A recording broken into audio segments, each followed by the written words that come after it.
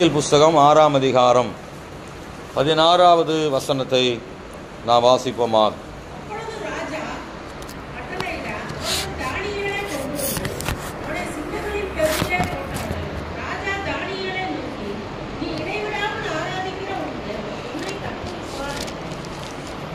இந்த வசனத்தினுடைய கடைசி பகுதி நம்முடைய தேவன் நமக்கு தந்த வாக்குத்தத்தமான வார்த்தை, நீ இடைவிடாமல் ஆராதிக்கிற உன் தேவன் உன்னை தப்புவிப்பார்.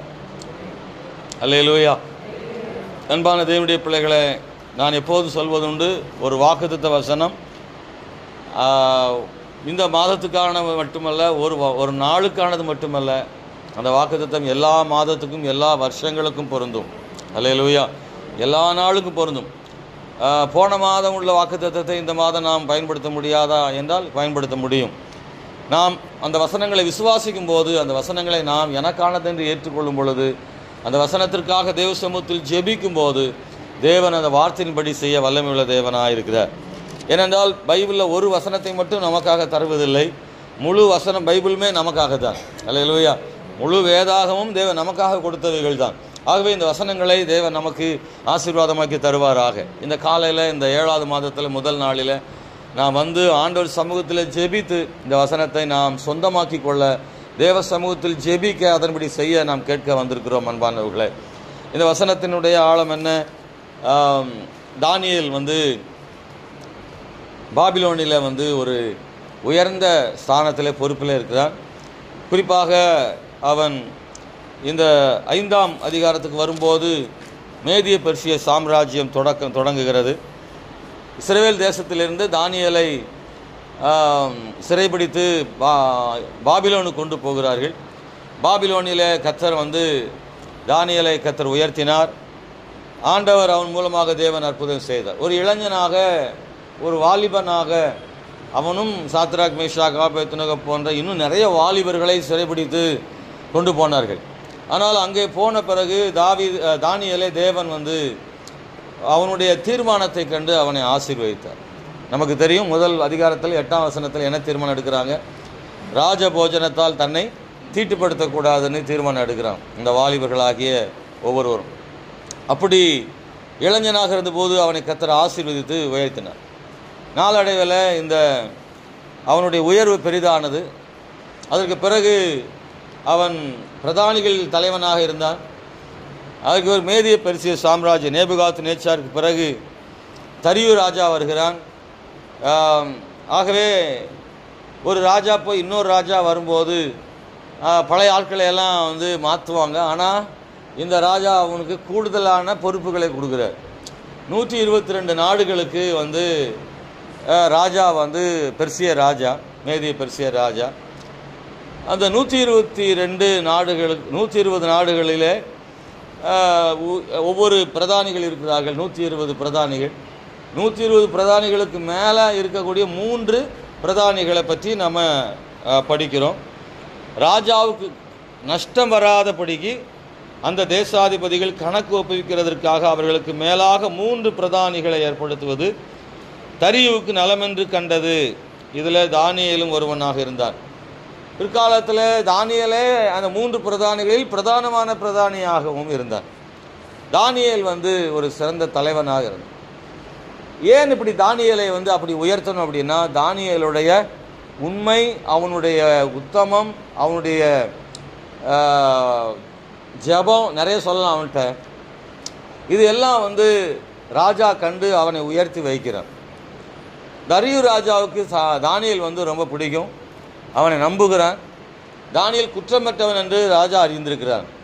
ஆனால் இவனுடைய வாழ்க்கையில் இப்போ அவனுக்கு விரோதமாக நிற்கிறது யாருன்னா, அவனோடு கூட இருக்கிற சக பிரதானிகள் எல்லாம் அவனுக்கு விரோதமாக இருக்கிறான்.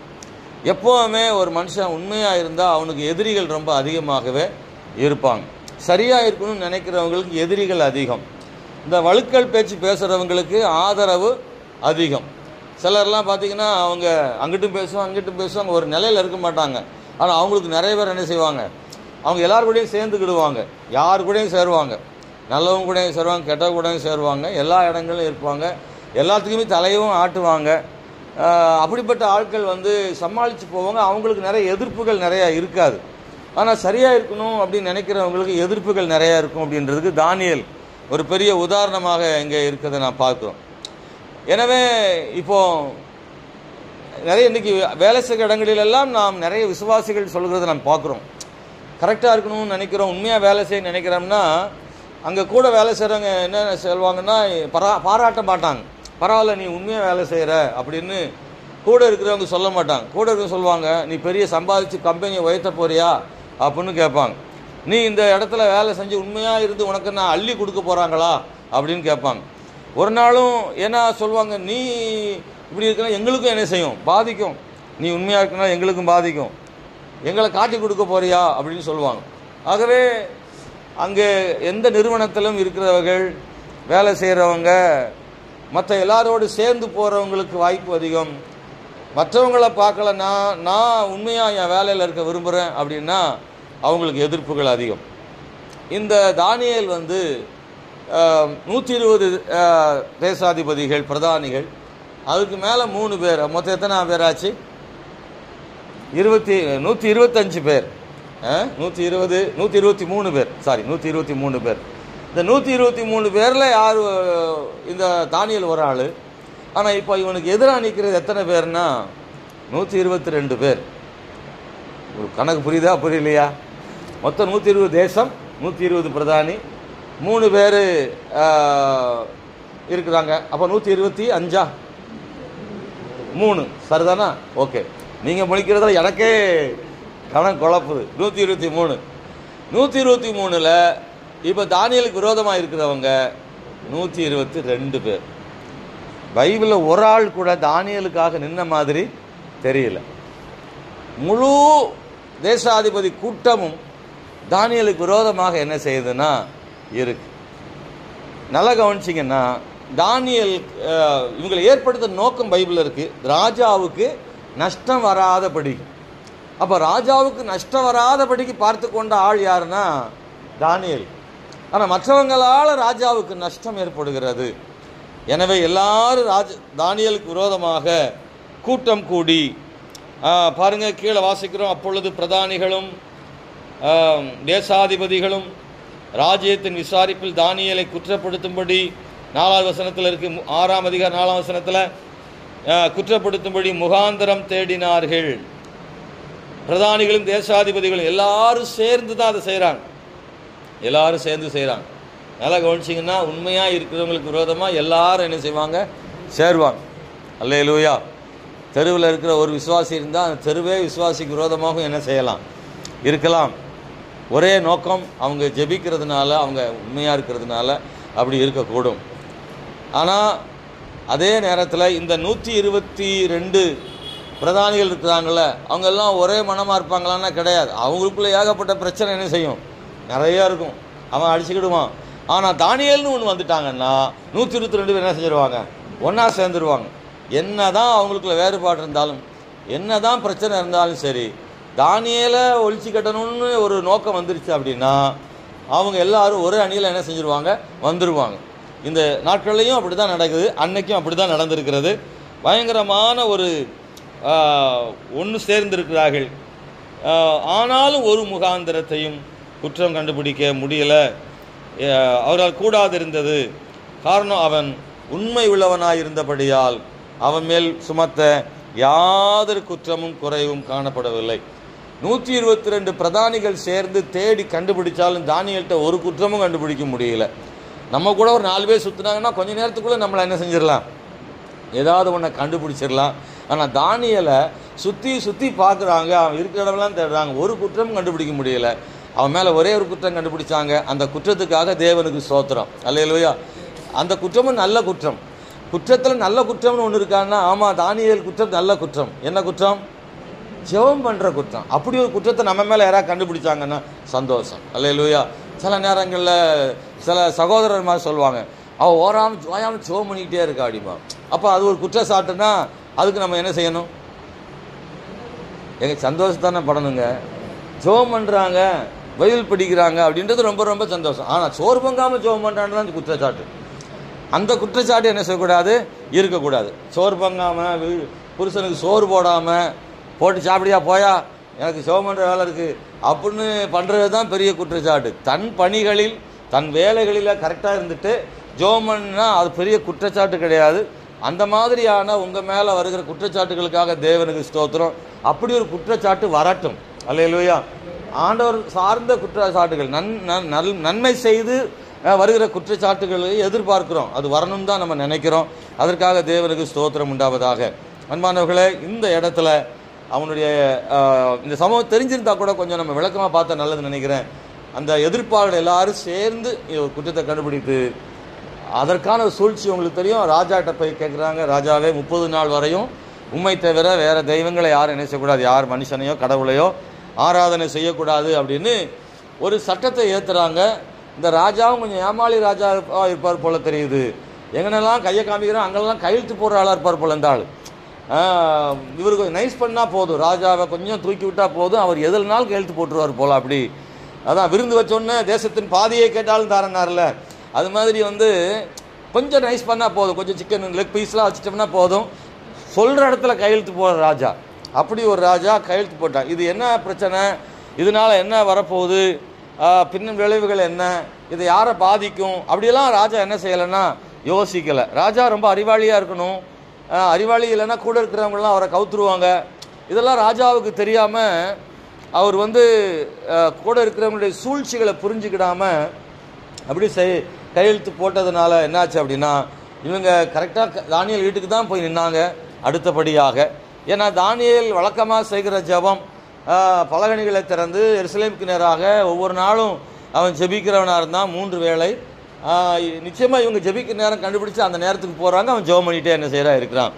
ஆகவே ஒருவேளை அவன் நினச்சிருக்கலாம் இவன் ஜெபம் பண்ணா விட்டுருவானான்னு நினச்சிருக்கலாம்.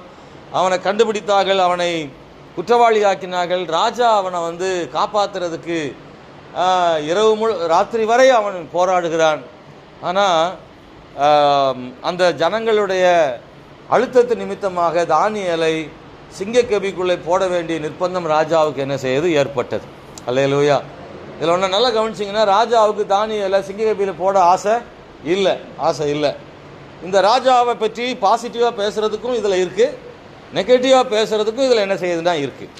பாசிட்டிவாக பேசுகிறத பற்றி சொல்லணும்னா தானியேலுக்கு ஆதரவாக இருந்தார், அவர் ஆண்டவரை பற்றி விசுவாசமாக சொன்னார், இதெல்லாம் ஒரு பக்கம் இருந்தாலும் இந்த ராஜா இன்னொரு பக்கம் பார்க்கும்போது அவன் ஒரு ஸ்திரத்தன்மை உள்ள ராஜாவாக இல்லாமல் அவன் ஒரு வழுக்கலான ஆளாகவே இருந்திருக்கிறான்.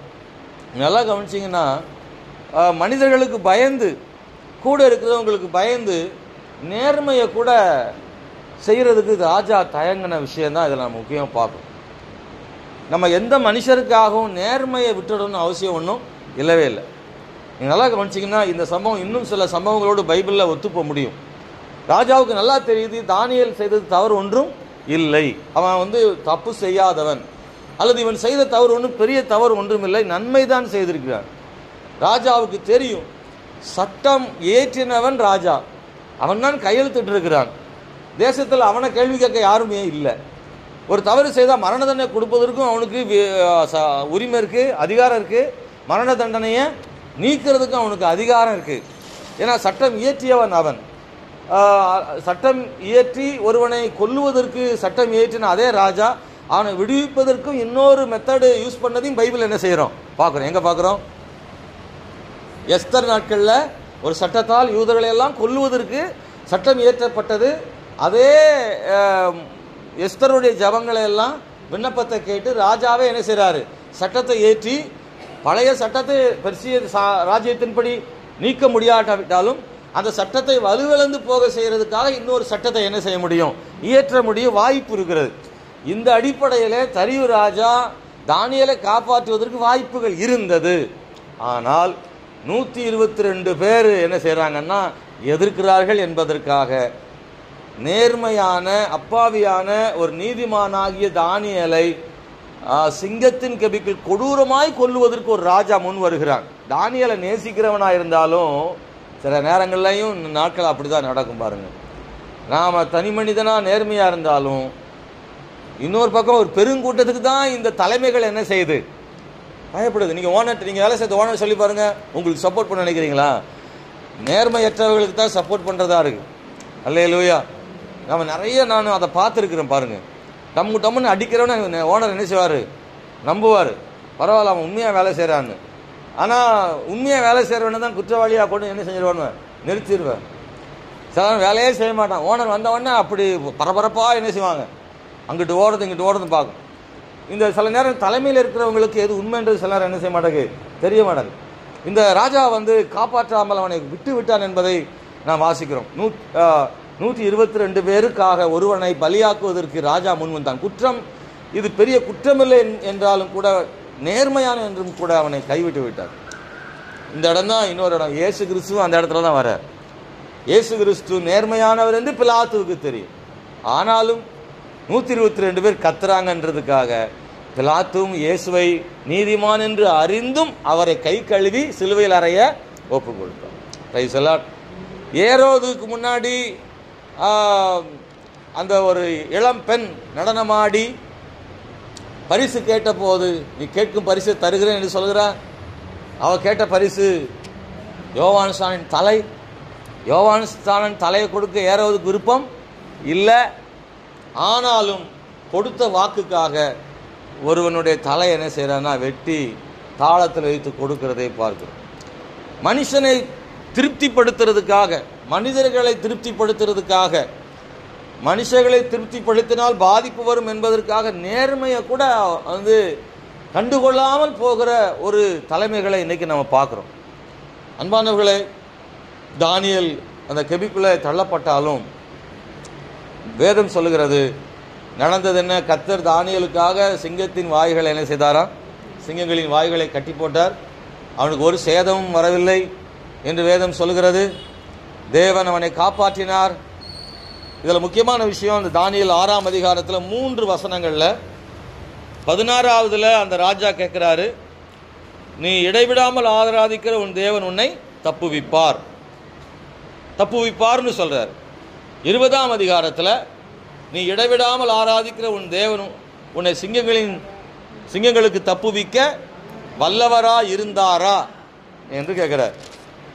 அதே மாதிரி பிரைஸ் தி லார்ட் 27ஆம் வசனத்தில் சிங்கங்களின் கைகளுக்கு தப்புவித்த அவரே தப்புவிக்கிறவரும் ரட்சிக்கிறவரும் வானத்திலும் பூமியிலும் அடையாளங்களையும் அற்புதங்களையும் செய்கிறவருமா இருக்கிறார் என்று எழுதினார். முதல்ல தப்புவிப்பார், அப்புறம் தப்புவித்தாரா, அப்புறம் தப்புவித்தார், தப்புவித்தவரே.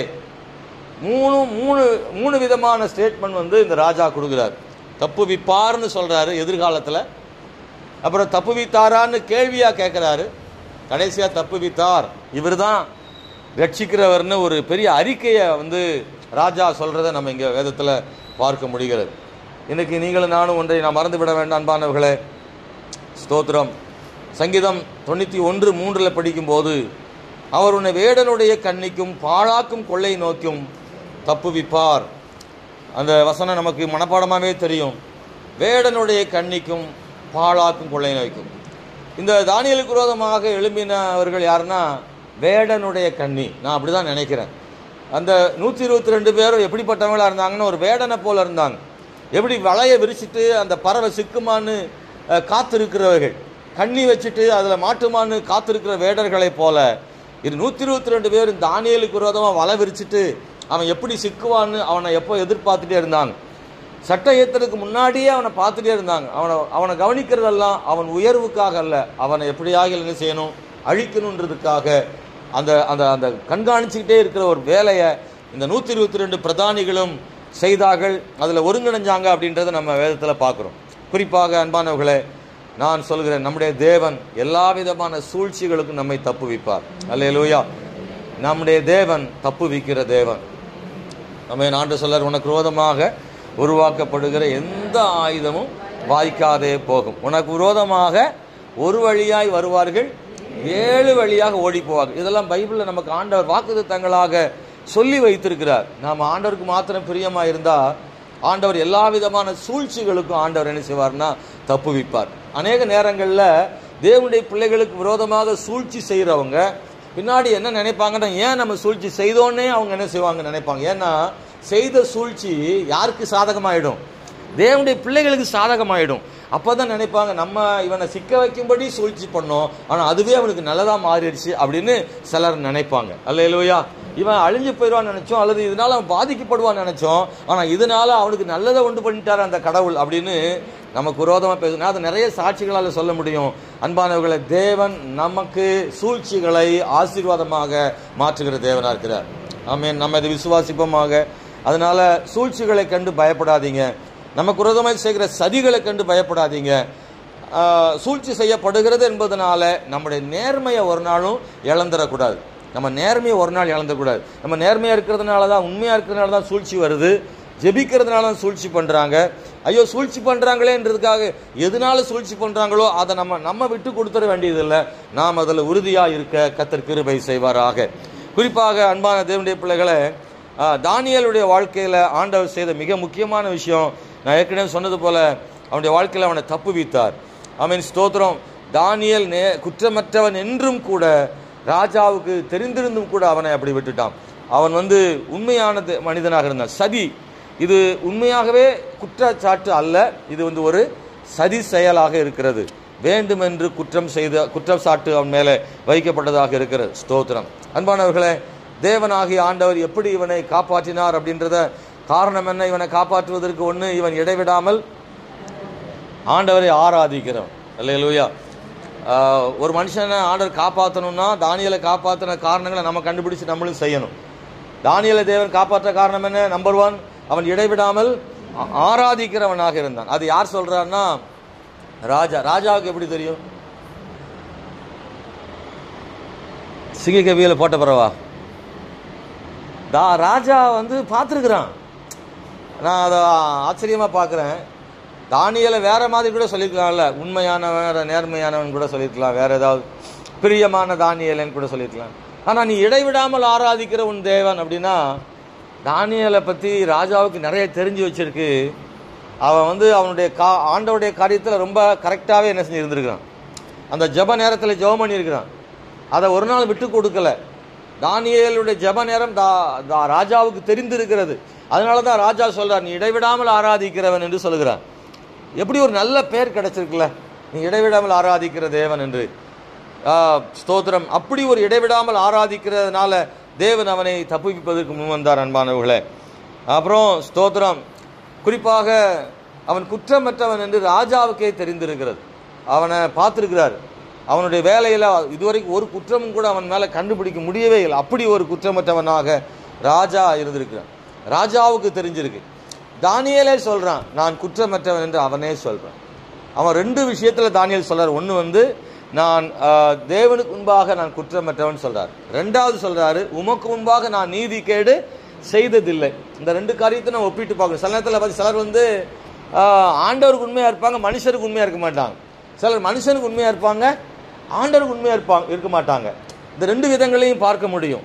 நான் யாருக்கும் பிரச்சனை இல்லை, அவருக்கு உண்மையாக மட்டும் இருந்துட்டு போகிறேன். இப்படி இருக்க முடியுமா? மனுஷனுக்கு உண்மையாக இருந்து கடவுளுக்கு உண்மையாக இருக்காமல் இருக்க முடியுமா? முடியும். ஆண்டவருக்கு உண்மையாக இருந்து மனுஷனுக்கு உண்மையாக இருக்காமல் இருக்க முடியுமா? அதுவும் முடியும். 2 பேரில் ஒரு ஆளுக்கு மட்டும் உண்மையாக இருக்க முடியும். ஆனால் 2 பேருக்கு உண்மையாக இருக்க முடியுமான்னா தானியேல் ஒரு பெரிய உதாரணம். Praise the lord. ஆண்டவருக்கும் உண்மையாக இருந்துட்டாரு, தன்னுடைய மேல் அதிகாரி ராஜாவுக்கும் உண்மையாக இருந்திருக்கிறாரு. அந்த வசனங்களை நாம் படிக்கும்போது 16:22 நாம் அதை படிக்கிறோம். 6ஆம் அதிகாரம் 22வது வசனத்தில் சொல்றாரு.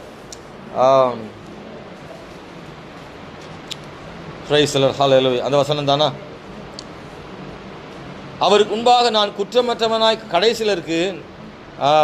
எப்படி உன்னை ஆண்டவர் காப்பாற்றினார்னு கேட்கும்போது சொல்றான், சிங்கங்களின் வாயை கட்டி போட்டார் ஆண்டவர். நான் குற்றமற்றவனாக அவருக்கு முன்பாக காணப்பட்டேன், ராஜாவாகிய உமக்கு முன்பாகவும் நான் நீதி கேடு செய்ததில்லை அப்படின்னு சொல்லப்பட்டிருக்கிறது. அன்பானவர்களே, இன்னொன்று நான் சொல்லணும்னு நினைக்கிறேன். இந்த தானியேல் இளமையில் எவ்வளவு விசுவாசமாக இருந்தாரோ உறுதியாக, முதுமையிலும் அவ்வளோ விசுவாசமாக இருந்தார். சரித்திரத்தில் நம்ம இந்த 6ஆம் அதிகாரத்தில் தானியேலுக்கு என்ன வயசுன்னா 80லேருந்து 90 வயசுக்குள்ளே இருக்குமா. ஒரு வாலிபனாக வந்தவன் அங்கே அவன் முதல் ராஜா கிட்ட எப்படி இருந்தானோ அதே மாதிரி தான் அடுத்தடுத்து ராஜா கிட்டையும் அவன் அப்படிப்பட்டவனாக இருந்தான். அந்த அந்த தானியேல் 1ஆம் அதிகாரம் 8ஆம் வசனத்தில் இளைஞனாக வந்தபோது எவ்வளோ விசுவாசத்தில் தீர்மானத்தில் உறுதியாக இருந்தானோ, கர்த்தருக்கு விரோதமாக சாப்பாட்டில் நான் பாவம் செய்ய மாட்டேன்னு இருந்தானோ அதே உறுதி 80-90 வயதுகளிலே ஒரு கிழவனாக ஒரு தாத்தாவாக தான் சிங்கக்கெபிக்குள்ளே அப்போ எப்படி இருக்கும்? ஒரு 90 வயசு ஆளை சிங்கக்கெபியில் போடுறதுக்கு எப்படி இருந்திருப்பாருன்னு யோசித்து பாருங்க. அந்த அந்த மனது அவங்களுக்கு இருந்திருக்கு. அப்போதும் அந்த தீர்மானத்தில் உறுதியாக இருந்தார். நம்முடைய வாழ்க்கையில் சில நேரம் நல்ல இளமையாக இருக்கும்போது விசுவாசமாக இருப்பாங்க, வயதாகும் போது அந்த விசுவாசத்தை குறைச்சிருவாங்க. அப்படி இருக்கக்கூடாது. நம்முடைய சுவாசம் இருக்கிற வரை ஆண்டவருக்காக அதே விசுவாச உறுதி என்ன செய்யணும்? இருந்துகிட்டே இருக்கணும். அல்லேலூயா. எல்லா சூழ்நிலைகள்லையும் சரி ஆண்டவருக்கு அந்த விசுவாசம் ஒரு நாள் மாறிவிடக்கூடாது. அதனால தான் வெளிப்படுத்தின விசேஷத்தில் ஆதியிலிருந்து அன்பை விட்டா என்று உன் பேரில் குறை உண்டு. ஏன்னா ஆதியில் இருந்துச்சு, ஓகே, அது எளிதாக இருந்துச்சு. ஆனால் வர வர அது மங்கி போகிறதுக்கு வாய்ப்புகள் நிறையா இருக்குது. குடும்ப சூழ்நிலைகள், பொருளாதார சூழ்நிலைகள், இப்படி பல்விதமான சூழ்நிலைகளில் அந்த விசுவாசத்தின் உறுதித்தன்மை அப்படியே கொஞ்சம் கொஞ்சமாக குறைய வாய்ப்பு இருக்குது. ஆனால் தானியேலுக்கு அந்த வயதான காலத்திலும் அவனுடைய அந்த விசுவாச உறுதி குறையவே இல்லை. அதனால தான் கர்த்தர் அவனை தப்பு வைத்தார். ஸ்தோத்திரம். தேவன் தப்பு வைக்கிறவர். ஆனால் அந்த உறுதியை, விசுவாசத்தை, நேர்மையை, உண்மையை, ஜெபத்தை கர்த்தர் பார்க்குறாரு. அவருக்கு பிரியமாக இருந்தால். இன்னொரு விஷயம் தானியேல்கிட்ட நாம் கவனிக்க வேண்டிய முக்கியமான விஷயம் என்ன தெரியுமா? அந்த சட்டம் இயற்றப்பட்டது என்று அறிந்தும், அந்த வசனம் அப்படி இருக்கும் பாருங்க. எத்தனாவது வசனத்தில்?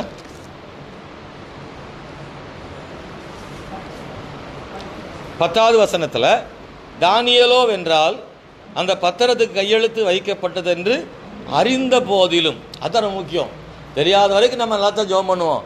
ஆனால் இப்படி ஒரு சட்டம் வந்திருக்குன்னு தெரிஞ்சிட்டு வைங்களேன், கதவெல்லாம் மூடு, ஜன்னலெல்லாம் மூடு. ஏன்னா இப்படி ஜெபம் பண்ணிக்கலாம்ல, எதுக்கு வம்பு? நம்ம அவன் ஜன்னல்லாம் மூடி ஜெபம் பண்ணால் கர்த்தர் கேட்பாரா? கேட்பாரு. ஜெபம் தானே. புதிய ஏற்பாட்டில் ஜன்னலை மூடி தான் ஜெபம் பண்ண சொல்லியிருக்கு, அறை கதவை பூட்டி. நாமன்னா அப்படி தான் செய்வோம். சரி, சூழ்நிலைக்கு ஏற்ற மாதிரி நம்மளும் கர்த்தர் ஞானம் கொடுத்துருக்காருல்ல, அதனால் நம்ம என்ன செய்யலாம், எதுக்கு டிஸ்டர்பன்ஸ், யாருக்கும் தெரியாமல் என்ன செய்வோம், ஜெபம் பண்ணுவோன்னு அப்படி தானே செய்வோம். தானியேல் அது தெரிஞ்ச பிறகும் கூட அவன் எதுக்குமே என்ன செய்யலை, பயப்படலை. நான் வழக்கமாக செய்கிற ஜெபத்தை நான் செய்வேன் என்று 3 வேளையும் ஜெபிக்கிறான். அந்த எருசலேமுக்கு நேராகவும் என்ன செய்கிறான், ஜெபி. பழைய ஏற்பாட்டு காலத்தில் எருசலேமுக்கு நேராக ஜெபிப்பது அது ஒரு வழக்கமான செயலாக இருந்திருக்கிறது. அன்பானவர்களே, ஏனென்றால் எருசலேமில் தேவாலயம் இருக்குது. தேவாலயத்தை நோக்கி ஜெபம் பண்ணணுன்ற ஆசை. தானியேல் மனசில் ஒரு எதிர்கால திட்டம் இருக்குது. ஏன்னா சாலமோன் ஆலயத்தை கட்டின பிறகு இப்படி ஜெபம் பண்ணார், ஆண்டவரே, உம்முடைய ஜனங்கள் பாவம் செய்து ஒருவேளை சிறைப்பட்டு போனால், சிறைப்பட்டு போன தேசத்திலிருந்து இந்த ஆலயத்துக்கு நேராக ஜெபிக்கும் போது அந்த ஜெபத்தை ஆண்டவர் கேட்டு அவர்களை விடுவித்து சொந்த தேசத்துக்கு கொண்டு வரணும் ஆண்டவரேன்னு சாலமோன் அன்னைக்கு ஜெபம் பண்ணார். அந்த ஜெபத்தை அறிந்து தானியேல் அந்த ஜன்னல் திறந்து அந்த எருசலேமுக்கு நேராக ஜெபிக்க காரணம் என்னன்னா, சாலமோன் ஜெபத்தை மாதிரி ஆண்டவர் நம்ம சிறையிருப்பெல்லாம் மாற்றி இங்கிருந்து நம்மளை மறுபடியும் சொந்த தேசத்துக்கு கொண்டு போவார்ன்ற விசுவாசத்தில் தான் தானியேல் ஒவ்வொரு நாளும் ஜெபம் பண்ணிகிட்டே இருந்தார். அல்லேலூயா. அன்பான தேவனுடைய பிள்ளைகளே, அந்த நோக்கம் என்ன செய்யக்கூடாது, தடைபடக்கூடாது. இந்த 122 சதிகாரர்களினால நான் ஆண்டவருக்காக செய்கிற ஜெப நோக்கம் என்ன செய்ய தடைபடக்கூடாது. நான் எண்ணத்தில் உறுதியாக என்ன செய்கிறேன், இருக்கிறேன். அல்லேலூயா. ஆண்டவருக்காக ஜெபம் பண்ணுறதுல, ஆலயத்துக்கு வர்றதுல, விசுவாசமாக இருக்கிறதுல எத்தனை பேர் எழும்பினாலும் அதில் உறுதியாக நிற்கணும். ஆமென். ஊழியம் செய்கிறதுல, கொடுக்கறதுல, தேவனுடைய காரியத்தில் ஐயோ எதிர்ப்பு வருது, எல்லாம் பகைக்கிறாங்கன்றதுக்காக உங்களுடைய ஊழியத்தை, உங்களுடையதான நேர்மையை, உங்களுடைய உண்மையை, ஜெபத்தை ஒரு நாள் என்ன செய்யாதீங்க, விட்டுறாதீங்க. நான் சொல்ல சில நேரத்தில் வேலை கூட அப்படி தடையாக இருந்தால் அந்த வேலை போனால் கூட பரவாயில்லன்னு தான் நான் சொல்லுவேன். ஏன்னா தேவன் அதை விட மேலான வேலையை ஆண்டவர் தருவார். நான் அதை நீங்கள் அதாவது சும்மா அலட்சியமாக அந்த வேலையை நிறுத்துறதுக்காக நான் சொல்லலை. கர்த்தருக்கு பிரியமாக இருக்க முடியாதபடிக்கு ஒரு வேலை தடையாக இருக்கும். ஆனால் அந்த வேலை போனால் கூட சவுண்ட் வரலையே, போனாலும் அதான் ரொம்ப முக்கியம். அதாவது கர்த்தருக்கு உண்மையாக இருப்பதா வேலையானா கர்த்தருக்கு உண்மையாக இருப்பது தான். அது அந்த விஷயத்தில் நீங்கள் நல்லா பார்த்தீங்கன்னா நம்ம முதலாவது தேவனுடைய ராஜ்யத்தையும் அவருடைய நீதியும் தேடுங்கள். ஃபர்ஸ்ட்ல நம்ம எதை வைக்கிறோம்னு தான் முக்கியம். ஆண்டவரை ஃபர்ஸ்ட் இடத்துல வச்சோம்னா அடுத்ததாக இருக்கிற எதா இருந்தாலும் சரி அதை தேவன் என்ன செய்வார், பார்த்து கொள்வார். பாஸ்டர் சொல்லிட்டாருன்னு வேலையை தூக்கி போடன்னு நீங்கள் அதுக்காக நான் வரல. இந்த முக்கியமான நோக்கம், ஒருவேளை நீங்கள் செய்யும் பணியாக இருக்கலாம், நீங்கள் இருக்கக்கூடிய உங்கள் ஃப்ரெண்ட்ஷிப்பாக இருக்கலாம், சொந்தமாக இருக்கலாம், எதுவாக இருந்தாலும் சரி, தேவனுடைய காரியத்தில் நாம் உண்மையாக இருக்க முடியாதபடி இருக்குமானால் அவைகளை நீங்கள் ரெண்டாவது இடத்துக்கு கொண்டு போயிருங்க. முதல் இடத்துல ஆண்டவரும் அவர்கிட்ட வைக்கிற விசுவாசமும் ஜெபமும் முதல் இடத்துல என்ன செய்யும். ஆண்டவருக்கும் நமக்கும் இடையில இருக்கக்கூடிய இந்த உறவை உடைக்கிற எதுவாக இருந்தாலும் சரி அதை தூக்கி போட்டு ஆண்டவர் போதும்னு நினைச்சா ஆண்டவர் மேன்மையான காரியங்களை நிச்சயமாக செய்வார். ஆனால் உலகம் சொல்லும் பைத்தியக்காரத்தனன்னு உலகம் சொல்லும். ஆனால் தேவன் அதை ஆசீர்வதிக்கிற தேவன். அல்லேலூயா. தானியேலை அந்த உலகம் அப்படித்தானே சொல்லியிருக்கோம். எல்லாரும் சொல்லுவாங்க, ஏன்பா இது என்ன பைத்தியக்காரத்தனமாக இருக்குது, நீ ரகசியமாக ஜெபம் பண்ணிக்க வேண்டியதானே. நம்மளையும் சில நேரத்தில் குடும்பத்தில் அப்படின்னு சொல்லுவாங்க, இப்படி தான் உங்கள் வீட்டுக்காரர் சொல்கிறாருல்ல, இப்படி தான் உங்கள் சொந்தக்காரன் சொல்கிறாங்கல்ல, அப்பா அம்மா சொல்கிறாங்கல்ல, நீ தான் ஒரு நாள் ஜெபம் பண்ணாமல் இருந்தாதானே என்ன, நீ சர்ச்சுக்கு போகாமல் இருந்தாதானே, வீட்டிலே ஜெபம் பண்ண கர்த்தர் கேட்க மாட்டாரா, வீட்டிலே ப்ரேயர் பண்ண வேண்டியதானே அப்படி இந்த உலகமும் என்ன செய்யணும். பல நேரங்களில் அங்கே தான் சப்போர்ட் பண்ணுவாங்க. ஏன் ஜெபம்னா ஜெபம் பண்ணிட்டு போகிறான்னு சொல்கிறதுக்கு ஆள் என்ன செய்ய மாட்டாங்க, இருக்க மாட்டாங்க. தேவனுடைய காரியத்தில் சப்போர்ட் பண்ண ஆள் இருக்காது. நான் இங்கே தான் எல்லாருமே வருவாங்க. ஏன் செய்யணும், செய்யாமல் விட்டா என்ன, இதனால என்ன இருக்குது, ஏசுனார் எங்கெல்லாம் இருக்கிறாரு, எல்லாரும் சாமி கும்பிடலையா வைக்கலையான்னு தேவனுடைய பிள்ளைகளுடைய விசுவாசத்துக்கு எதிராக பேசுகிறவர்கள் தான் நிறைய பேர் இருப்பாங்க. ஆனால் ஒன்று, தேவனுடைய காரியத்தில் உறுதியாக இருக்கிற ஒரு மனுஷனுக்கு தேவன் உதவி செய்வார். அவர் தப்புவிக்கிற தேவனாக இருக்கிறார். அல்லேலூயா. அன்பான தேவனுடைய பிள்ளைகளே, நான் இன்னும் நிறைய உதாரணங்களை சொல்ல முடியும். 2 ராஜாக்கள் புஸ்தகம் 18ஆம் அதிகாரம் 35ஆம் வசனத்தில் படிக்கும்போது ஆமென், அற்பமாக எண்ணுகிறவர்களை தேவன் தப்புவிக்கிறவர். நான் முதல்ல சொன்ன சதி பண்ணுறவங்க கையிலிருந்து, அநீதியான தீர்ப்பு செய்கிறவங்க கையிலிருந்து தேவன் தப்புவிக்கிறவர். ரெண்டாவது நான் சொல்கிறேன், அற்பமாக என்றவங்க கையிலிருந்து கர்த்தர் நம்மளை தப்புவிப்பார். இந்த மாதத்தில் ஜூலையில் உங்களை அற்பமாக என்றவங்க கையிலிருந்து கர்த்தர் உங்களை தப்புவிப்பார். ஏன்னா இங்கே ஒரு மனுஷன் அற்பமாக எண்ணப்படுகிறான். யாருன்னா சாதாரணமான ஆளில் ஒரு ராஜா, எசேக்கியா ராஜா அற்பமாக எண்ணப்படுகிறான். சனகரிப் என்கிற ஸ்தோத்திரம் ராஜாவின் படை தளபதி ரப்சாகு அவன் எசேக்கியாவை எவ்வளவு கீழ்த்தரமாக பேசுகிறான். நீங்கள் பைபிள் நேரம் நமக்கு அதிகமாக இதெல்லாம் முடிஞ்சிருச்சு, அதனால் நான் சுருக்கமாக மட்டும் சொல்லி முடிச்சிடுறேன். ஒரு ராஜாவை மதிக்கலை, அவனை பற்றி மக்கள்கிட்ட கேவலமாக பேசுகிறான். ஸ்தோத்திரம், நான் குதிரைகளை தர்றேன், அதில் ஏறுறதுக்கு ஆள் வான்ட்ட இருக்கான்னு கேட்குறான். ஸ்தோத்திரம், மலத்தை தின்னவான்னு எல்லாம் அந்த வார்த்தையை படிக்கும்போது அதெல்லாம் நமக்கு ஆச்சரியமாக இருக்குது இல்லை. யூத பாஷையை கேவலமாக பேசுகிறான். அதை தேவனை எபிரேயருடைய மொழியை பேசுகிறான், தேவனை பேசுகிறான், ராஜாவை பேசுகிறான், தேவன் மேல உள்ள நம்பிக்கையை கேவலம் பேசுகிறான். நீங்கள் பொறுமையாக இருங்க, கர்த்தர் உங்களை விடுவிப்பார்னு உங்களுக்கு போதிப்பான், நீங்கள் என்ன செய்யாதீங்க, நம்பாதீங்க. யாருக்கு சொல்கிறான்? இஸ்ரேல் மக்களுக்கு அவன் சொல்கிறான். யாரை? இந்த ஜனங்க ஆண்டை நம்பணுமா வேண்டாம்னு யார் சொல்கிறது? இன்னொரு நாட்டு ராஜா சொல்கிறான், நீங்கள் ஆண்டவர் நம்ப சொல்லுவோம், நம்பாதீங்கன்னு. இவ்வளவுலாம் நடக்கு. ஆனால் ஒன்று, எசேக்கியாவால் அதை எதிர்த்தும் பேச முடியல, அதை கேட்டுட்டு இருக்கவும் அவனால் முடியல. ஆண்டவர்கிட்ட அழுகிறான், ஆண்டவரே பிள்ளை பேர் நெருங்கி இருக்கிறது பெறவோ பலன் இல்லை அப்படின்னு சொல்கிறான். அதாவது குழந்தை பெற்றெடுக்கவும் முடியல, பெறாமல் இருக்கவும் முடியல, சிக்கி தவிக்கிற ஆண்டவர் என்ன. சிலர் அந்த மாதிரி இக்கடான நிலைமையில அதுவும் செய்ய முடியும் இதுவும் செய்ய முடியாமல் நெருக்கடியில் நிற்கிற அற்பமாக எண்ணப்படுகிற அந்த சூழ்நிலையில் கர்த்தராலே தப்புவிக்க முடியும்னு நான் சொல்கிறேன். அன்பானவர்களே, அதை அந்த இடத்துல அதை செய்ய கத்தரிச்சேன். ஆண்டவரே ஸ்தோத்திரம், என்னால் அப்படியும் வாழ முடியல, இப்படியும் வாழ முடியல, ஒரு பது மேல் இருக்கிற பூனை போல இருக்கிறேன், எதை செய்கிறதுக்கும் உறுதியாக நடவடிக்கை எடுக்க முடியல, முடிவெடுக்க முடியாத சூழ்நிலை சிக்கி தவிக்கிறன்ற இடத்துல தான் இந்த வசனம் இருக்குது. அன்பானவர்களே ஸ்தோத்திரம், எதிர்த்து போரிடவும் முடியல, பணிந்து போகவும் முடியல. அப்படி ஒரு நெருக்கடியான நேரத்தில் தேவனாகி கர்த்தர் எசேக்கியாவை தப்புவித்தார். ஒரே ஒரு தூதனை அனுப்பி எதிரிகளின் சேனைகளை எல்லாம் நிர்மூலமாக்கி ஆண்டவர் எசேக்கியாவை பெரிய விடுதலை கர்த்தர் கொடுத்தார். அல்லேலூயா. மூணாவது ஒன்றையும் சொல்லி முடிச்சிடுறேன். ஆதியாகமம் 32:11 தேவன் ஒரு மனிதனை தப்புவித்தார். பயமுறுத்தருடைய கையிலிருந்து கர்த்தர் தப்புவிப்பார். அல்லேலூயா.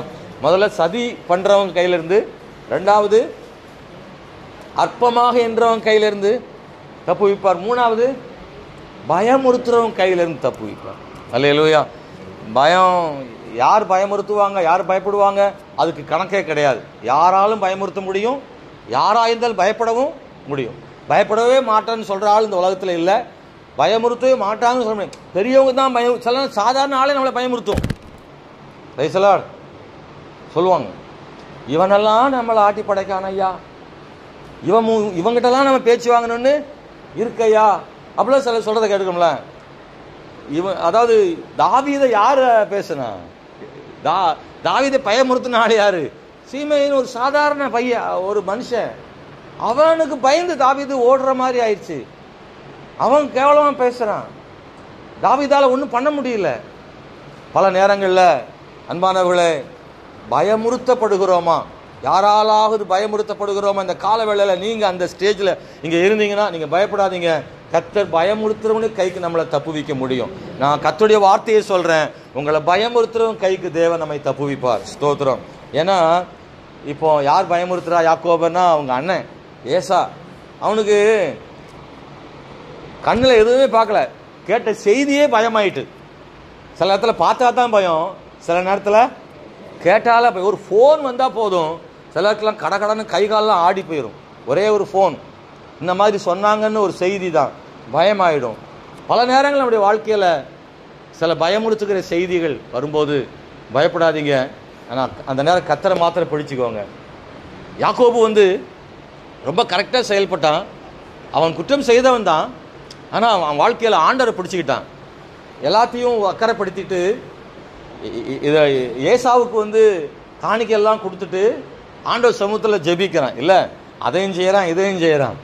அவனுக்கு ஒரு முக்கியம், கர்த்தர் மட்டும்தான் தப்புவிக்க முடியும்னு யாக்கோபுக்கு நல்லாவே தெரியும். அவன் கொடுக்குற காணிக்கையை ஏற்றுக்கிட்டு ஏசா விட்டுருவான்னு தெரிஞ்சிருந்தான் அவன் ஜெபம் பண்ணியிருக்கவே மாட்டான். ஆனால் அவனுக்கு இதை செஞ்சாலும் அது மேல் நம்பிக்கை இல்லை. உண்மையாகவே அவன் ஜெபம் பண்ணி கர்த்தர்ட்ட அழுது முழுவதும் ஜெபம் பண்ணி கர்த்தர் அவனை ஆசீர்வதிச்சிட்டாரு. அப்புறமா சுருக்கமாக சொல்லிடுறா, 2 பேரும் சேர்ந்துட்டாங்க, கட்டி தழுவிட்டாங்க, பிரச்சனைலாம் முடிஞ்சிருச்சு, சமாதானம் ஆயிட்டாங்க, தேவன் அவனை தப்பு வச்சுட்டாரு. ஆனால் இந்த இடத்துல ஒரு கேள்வி, ஏசா தனக்கு கொடுக்கப்பட்ட காணிக்கையின் அடிப்படையில் அவனை தப்பு வீச்சானா, இல்லைனா தேவனே அவனை தப்பு வச்சாரா? 2 கேள்வி இருக்குல்ல, அதில் எதை சொல்ல முடியும்? தேவனே தப்பு வச்சார். நான் அதை யோசித்து பார்த்தேன், ஒருவேளை ஏசா ஒட்டகம் ஆடு மாடெல்லாம் பார்த்த உடனே மயங்கிட்டானா அப்படின்னா இல்லை, அப்படிலாம் இல்லை. ஏன்னா உண்மையாகவே காணிக்கைகளுக்கு மயங்கி யாக்கோபை பணத்துக்காக கட்டி பிடிச்சிருந்தான்னா யாக்கோபு கொடுத்ததற்காக அவன் சந்தோஷப்பட்டிருக்கணும், அதை சந்தோஷம் வாங்கியிருக்கணும். ஆனால் ஏசா என்ன செய்யலை, அதை பெருசாகவே நினைக்கலைங்க, திரும்ப திரும்ப வேண்டானே சொல்கிறான். யாக்கோபு ஏசாவுக்கு காணிக்கைகளை கொடுக்காமல் இருந்தாலும் ஏசாவால் யாக்கோபை ஒன்றும் செய்ய முடியாது. நிச்சயமா செய்ய முடியாது. ஏன்னா தேவன் ஏசாவை தடுத்தார், அவரே சூழ்நிலைகளை மாற்றினார், ஏசாவின் கோபங்கள் மாறிட்டு சமாதானம் செய்தார். தேவன் ஒரு மனுஷனை தப்புவிக்க நினைத்தால் யாராலும் தடுக்க முடியாது. அல்லேலூயா. நாம் ஜெபம் பண்ண போறோம். இன்னைக்கு இந்த கால வேளையில் இந்த புதிய மாதத்தில் தேவன் நமக்கு தந்திருக்கிற வசனத்துக்காக ஸ்தோத்திரம். 3 காரியங்களை மனதில் வைத்துக் கொள்ளுங்கள். சதி செய்கிறவருடைய கைக்கு நம்மை தப்புவிக்கிறவர், நம்மை அற்பமாக என்னுடைய கைக்கு நம்மை தப்புவிக்கிறவர், நம்ம பயமுறுத்தருடைய கைக்கு நம்மை தப்புவிக்கிற தேவன். எனக்கு இந்த காலையில் ஆண்டவர்கிட்ட கண்ணை மூடி ஆண்டவர்கிட்ட கரம் கூப்பி கத்தட்ட நீங்கள் ஜெபம் பண்ணலாம். ஆண்டவரே, உங்கள் ஆலயத்தில் இந்த மாதத்தின் தொடக்கத்தில் ஜெபம் பண்ணுற ஆண்டவரே, ஒருவேளை இதில் 1 உங்கள் வாழ்க்கையில் இருக்கலாம், 2 இருக்கலாம், 3 இருக்கலாம். ஆண்டவர், நானும் கூட இது மாதிரியான ஒரு சூழ்நிலையில தான் இருக்கிறேன். ஆண்டவரே, எனக்கு விரோதமாக சதி பண்ணுறவங்க இருக்காங்கப்பா.